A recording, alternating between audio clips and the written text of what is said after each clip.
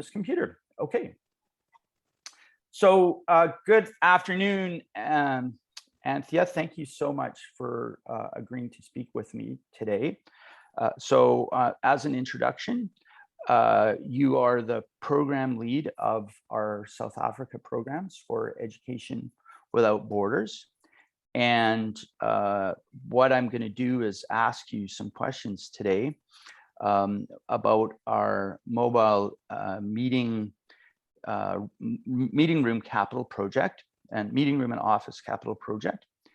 And I'd like to start out with a question, which is, can you give me a brief description of your daily activity at Education Without Borders?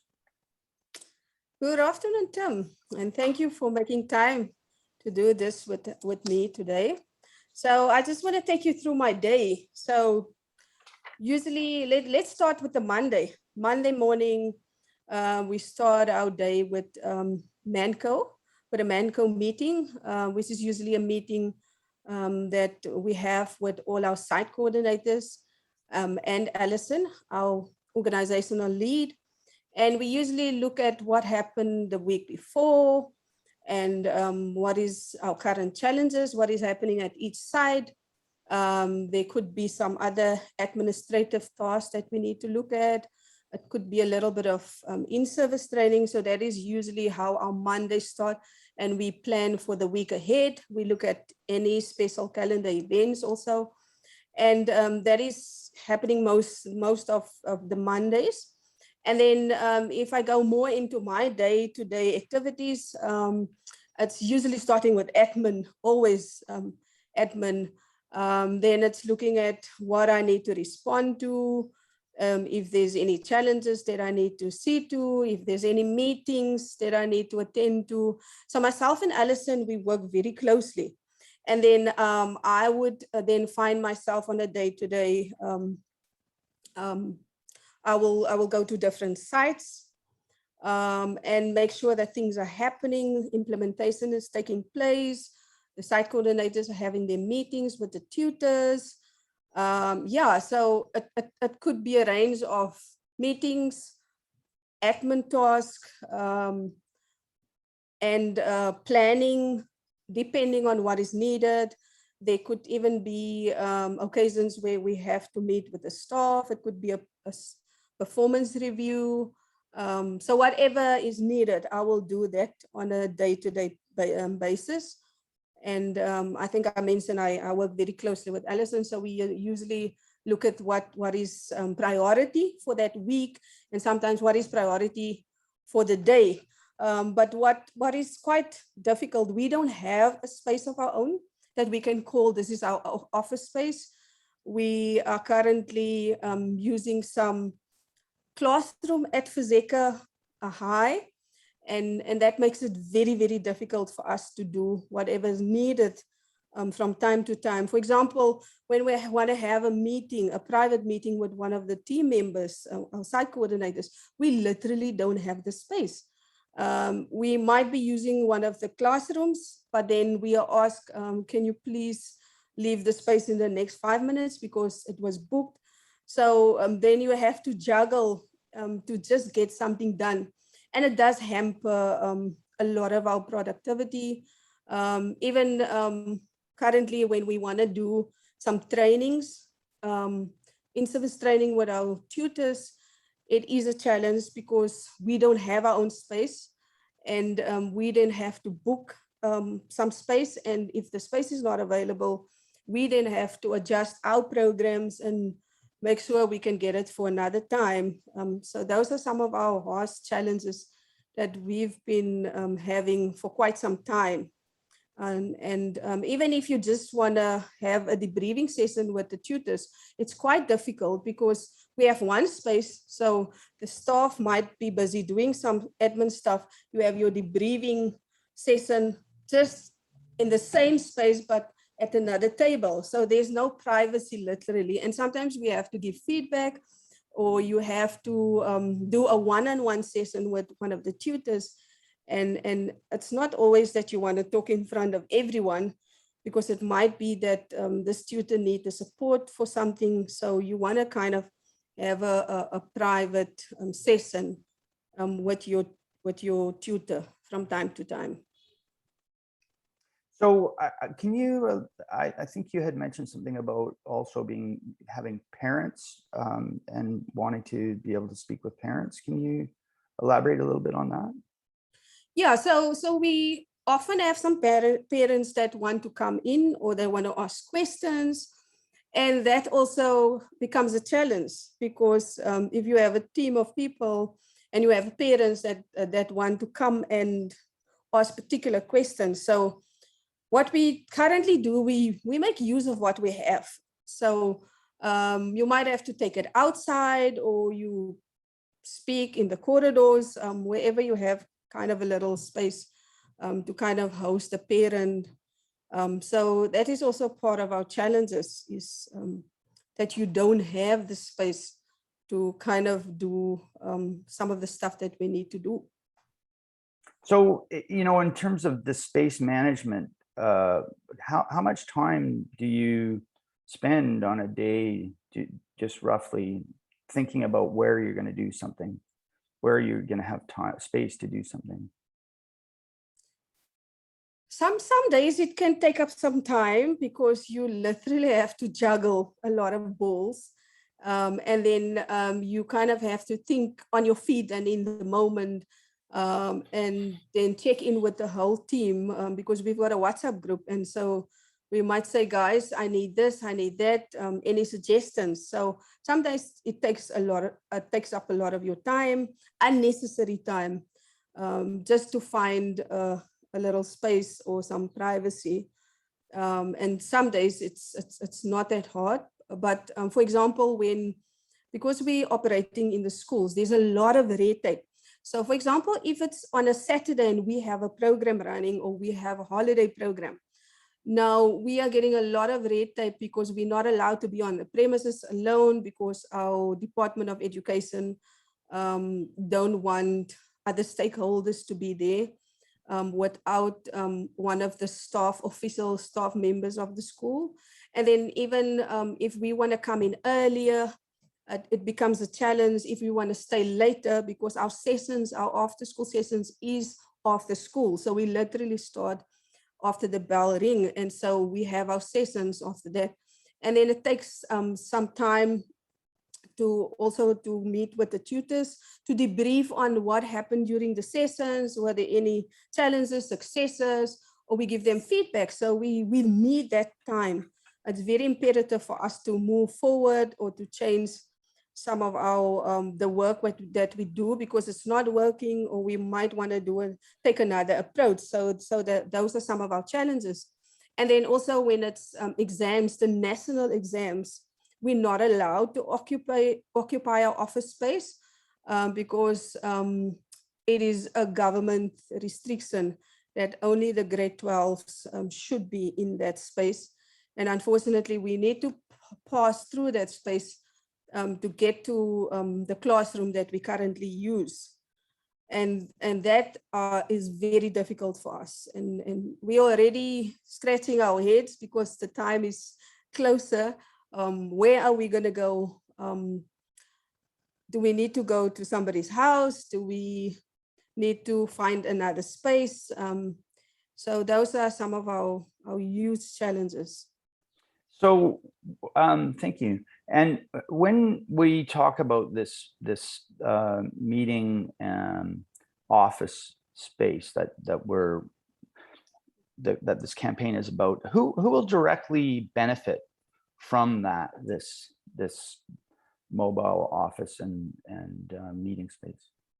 So definitely our team, which is our site coordinators, which is myself and Alison, and our site coordinators, our tutors, our support staff. Also, we've got ladies that come and make the sandwiches for our learners after school. And then definitely also the parents. If one of the parents want to come in and they want to ask a question, they can come in because they would know this is our office space. And even sometimes there's teachers that want to come and ask something or saw us doing something in the classrooms and they wanted to have more information, those would definitely be the people. And obviously our learners also, because there's sometimes issues, psychosocial issues that we pick up, and you might want to have that one-on-one intervention with a learner. So those would be all the people that would definitely benefit directly from this office mobile training space. Thank you. So what else would you like to say about this office and meeting room project? So I can definitely promise you that it would make a lot of difference, huge difference in our day-to-day operation, and most of all, peace of mind. Currently, we're under a lot of pressure because we always are told that the department want them to use that classroom that we're currently in, and it does make you feel you don't feel like there's a real sense of belonging, because we cannot call it our own.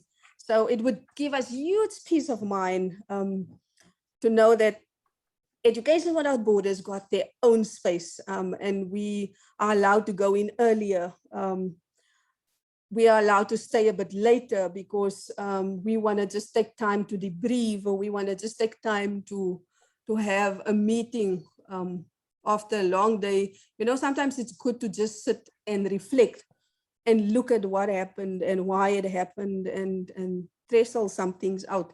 So I can promise you big peace of mind, which is a good thing, because if you have peace of mind, you can literally breathe better, you can work better, creativity will even come more, and you know that you have a little bit less red tape. You can operate and you can do whatever is needed to get the work done for a day, because we do come across a lot of challenges, which is sometimes external factors. When we live in South Africa, we have the protest, we have a lot of issues, sometimes even violence in the current communities, and we have to kind of readjust something. So yeah, peace of mind. Thank you. Now, I also, while I had you speaking with me today, outside of this particular project that I'm asking you to speak about, I wanted to ask you, what are some of the recent challenges that you've faced just in the past days or weeks? What would those challenges be? You know what, it's been a rough, the last 2 years has been rough since the start of the pandemic. At one point, I think we had 3 staff members that's tested positive. I myself am a survivor, and just the realignment we had to do with the schools, because kids come to school in different blocks and time blocks, and so some of them attend school for 2 days and 3 days a week. And so what we've observed is that educational gap that's been there previously, it's even getting huger. And so our kids are under a lot of pressure because they struggle to retain information. There's even a lot of pressure from home. They have assignments, things are just different. So those are some of our huge challenges that we struggle currently still with. So just the having to readjust to what is happening. And of course, you can't go and sit still. You have to go back to the drawing board and look at, okay, what do we need to do different? So some of our challenges is very real and very hard. And a lot of our kids are under just a lot of pressure because they have exams and they had assessments that they had to do. And sometimes they have to write 3 exams in one day. And so it becomes so much pressure. And one of our team members used this example. She's saying, Michaela Smith, she's one of our site coordinators. And she said that the kids are suffering from a pandemic brain. So they currently have a pandemic brain where everything is just getting so much. and they have to readjust, and they just struggle because they don't have the vocabulary sometimes to verbalize what is currently happening. But so it comes through their behavior. And even though they don't have school every day, they sometimes even don't come to school. There's some kids that never even came back to school. So those are some of our huge challenges. I just noted that you said something, and I wanted to, if you're comfortable, can you elaborate on it? You said you're a survivor. Can you explain that more? So I myself contracted the virus during the first wave. And yeah, so I'm also a survivor. I made it. How do you, why do you use the word survivor to describe that? Because there's a lot of people that succumbed and are having still challenges with their health. So yeah, I think I'm good. Well, I'm very happy to know that. So outside of the challenges, can you speak to some of the successes that you've experienced recently, please? Yeah, I would like to elaborate on that. So I call this thing new normal. So we had to readjust, and we had to deal with all the changes. And so when we went back to the drawing board as a team, we looked at how can we help our learners more. And because our contact time with our learners became so limited, and yet they need more contact time. So we came up with a few new ideas, and which we have our online sessions. So that is literally a WhatsApp session. So of course, not all learners have cell phones that can even WhatsApp, but we kind of did a little bit of background checks and check if they have even one phone inside the home. So we provided data for the learners, and that is how we continued with our sessions. And we still have sessions with our learners, even on a Saturday afternoon at 5 o'clock. When people are just relaxing, we have sessions with our learners just to help them kind of get over that anxiety and kind of try to make up a little bit of the time that were lost. And we know it can't make up entirely what they've lost over the time, but that is just one of the approaches that we took to help our learners to stay more in touch with us, ask questions. We kind of challenged our tutors that were doing the online sessions to come up with with creative ideas, send voice notes. We didn't want it to be a session where the kids felt that they get all this information with no explanation. So it was a combination of sending some worksheets, voice notes, and the learners can even send voice notes back. So I can really say that the tutors that was having these sessions really pulled out a lot of nice tricks to kind of keep our learners engaged.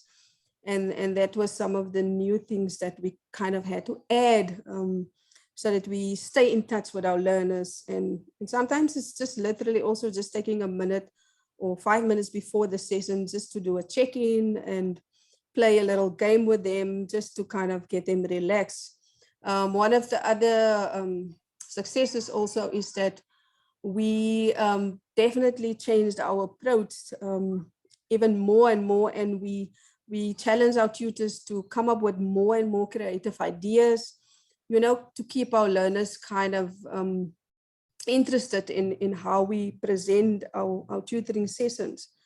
Because they come from school, so we don't want to create a school after school for them. And we came up with a lot of games and nice activities to just help them keep engaged. So those are just a few of our successes. And obviously, it's just during such a difficult time, it's having people still committed, still be able to adapt to whatever challenges that comes up. Yeah, so that is what we do. Thank you. Well, thank you so much for that. So what I'd like to do is just on behalf of all of the donors and the supporters of Education Without Borders. I'd like to thank you very much for your service to EWB. And also just to say that we're very fortunate to have you on the ground implementing our plans, and thank you for that. So that would be what I have to say today and what to ask. And just in closing, is there anything else you'd like to add? Yeah, yes, I just also on behalf of myself, Alison, our organizational lead, and the team, and I want to include even our learners, everyone that makes sure that things are happening on a day-to-day basis and on the ground. We would like to express our gratitude for this opportunity, and just the ability to be able to express what we are currently facing and how we're handling our challenges. So just a big thank you from all of us down here and in South Africa. We really appreciate the fact that people are taking an interest in our day-to-day business. So just thank you for this opportunity. Well, you're very welcome.